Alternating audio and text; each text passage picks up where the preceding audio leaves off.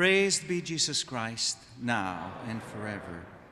My dear brothers and sisters in the Lord, it's wonderful to see so many of you this evening. We thank you for accepting our invitation to come pray with us, glorifying the Lord and thanking Him.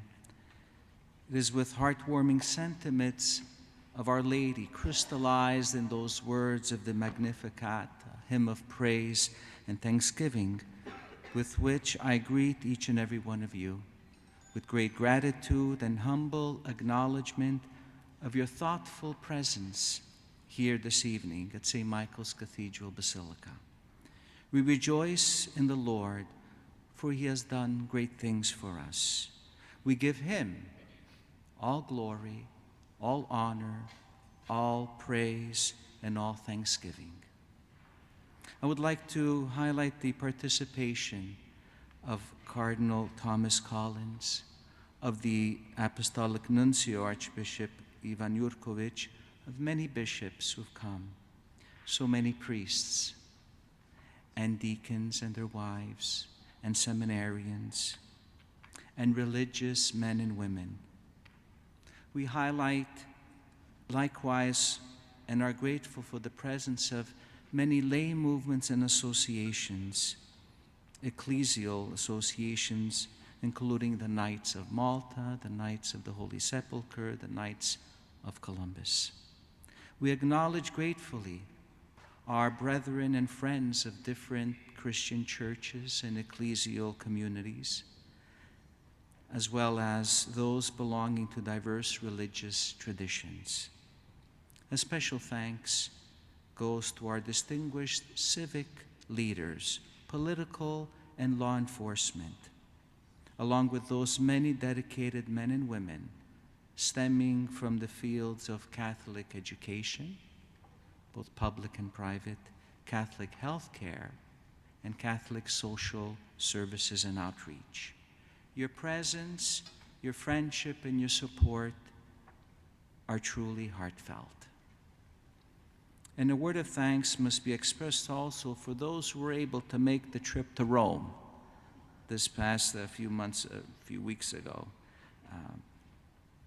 For as the author Nathaniel Hawthorne once observed, our heartstrings mysteriously attach themselves to the eternal city.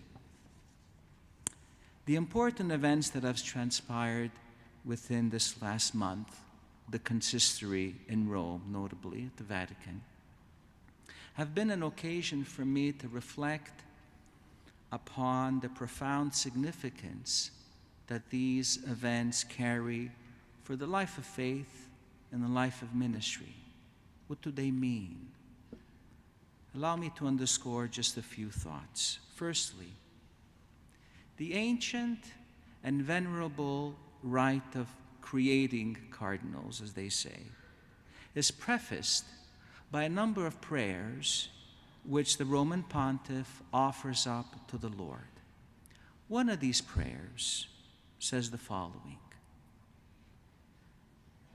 that the new cardinals are to be fearless witnesses to Christ and His gospel in the city of Rome and in faraway regions.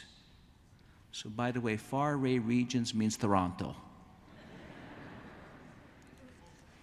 So the takeaway here, meaningful to me, but also to all men and women of faith, entails a deep call to share with others what the Lord has done for us. Witnessing, fearless witnessing, the goodness of the Lord. And if we all take a moment to think about how good the Lord has been to us, and how am I sharing that with others? It's necessary to do that. This fearless witnessing, the first prayer, leads me also to think of the importance of always leading by example, to be a credible role model to others. So it means to be a witness. And to communicate God's truth, God's love, God's beauty, God's goodness, in season and out of season. Fearless witness. These haunting and convicting words call to mind many years ago a mission I was in Hong Kong, working for the Holy See. One day, I was scouring through the ancient documents. I came across a little sliver, small piece of paper, written in Latin. Ego sum episcopus, and the name of the city. I asked, what is this? They told me this is, back in the 50s, the 60s, and the 70s, bishops were in jail for decades under the infamy of communist rule, and they had to ordain other bishops secretly to protect the apostolic succession. And they were informing the Holy Father in Rome, ego sum episcopus, to keep the faith going. They suffered unspeakable torture. They stood firm and spoke the words of Christ. The fearless witness gave them a loud witnessing to be able to be faithful to that point, and to believe and to trust to that point. Today, that witnessing, fearless witnessing, challenges us. We can do more. We can do better in the face of hardships and ungodly ideologies and masked dictatorships. Secondly, the Holy Father continued another prayer. This is what he said. So that they may be united to the chair of Peter by a closer bond, becoming members of the clergy of Rome, cooperate more intensely with the apostolic ministry. What stands out in this prayer is the twin reference to unity and cooperation. As we turn to the Word of God for inspiration, for wisdom and illumination, chapter 15 of St. John's Gospel shines out a decidedly reality. I am the vine, and you are the branches. Jesus teaches that he and his followers are already connected, united, bonded together. And furthermore, he indicates that he himself is the source for all that is needed in our lives, so that our lives may flourish because we are connected to him. This is a truth we celebrate, but makes us responsible to stay connected, also to remain in him.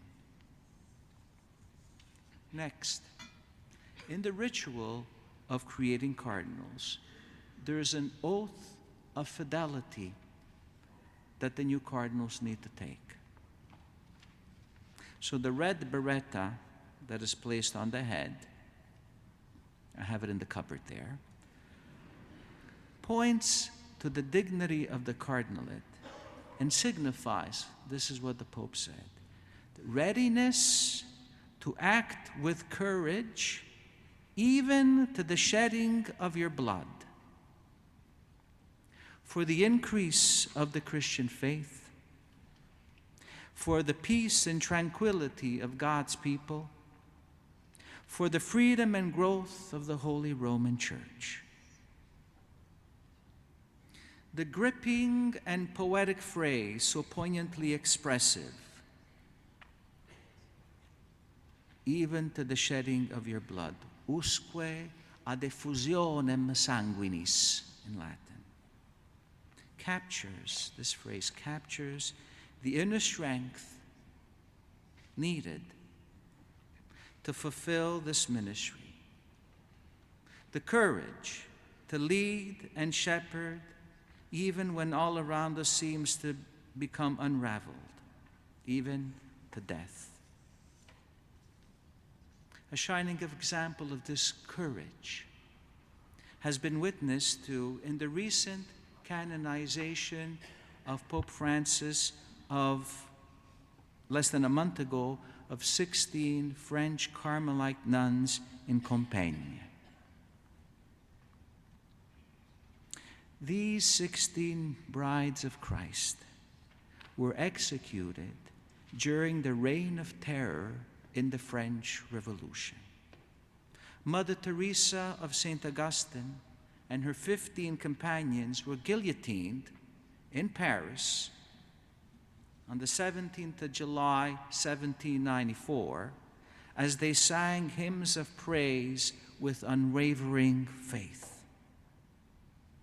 We may remember how their final act of courage and faith inspired Francis Poulenc's well-known 1957 opera, The Dialogue of the Carmelites, Dialogue des Carmélites, based on the book of the same name by the famous author Georges Bernanos. These extraordinary women of deep faith and spirituality were arrested during a time of fierce anti-Catholic persecution.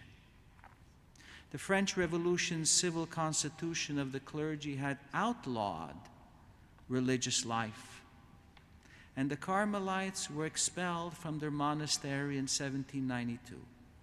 Despite being forced into hiding, they secretly maintained their communal life of prayer and penance. They even made an additional vow to offer their lives in exchange for an end to the French Revolution and in favor of the Catholic Church in France. On the day of their execution, the nuns transported through the streets of Paris in open carts, enduring insults from the gathered crowd. Resolutely, however, they approached the scaffold, singing the Miserere, the Salve Regina, and Diveni Creator Spiritus. Usque ad effusionem sanguinis, to the shedding of one's blood. And you don't have to be a cardinal to do that. And finally, when the Holy Father placed this ring on our finger, he uttered the following words: "Receive the ring from the hands of Peter, and know that your love for the Church is strengthened by the love of the Prince of the Apostles. Accipe annulum de manu Petri." Receive the ring from the hands of Peter. When you stop and think, the hands of Peter. This final point has everything to do with fidelity, spousal faithfulness, which defines this ecclesial service, that calls to mind the Lord's own faithfulness, Jesus to the Father, and his faithfulness to his bride, the Church, and how we are called to walk in and serve out of that faithfulness.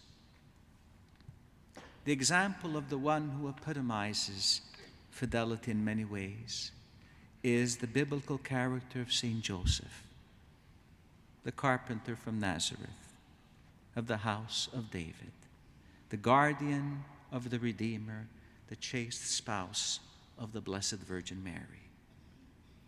A man intent on accomplishing God's will.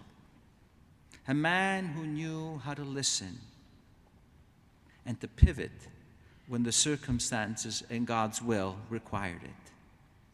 A man of deep integrity, humility, hardworking, strong and loyal.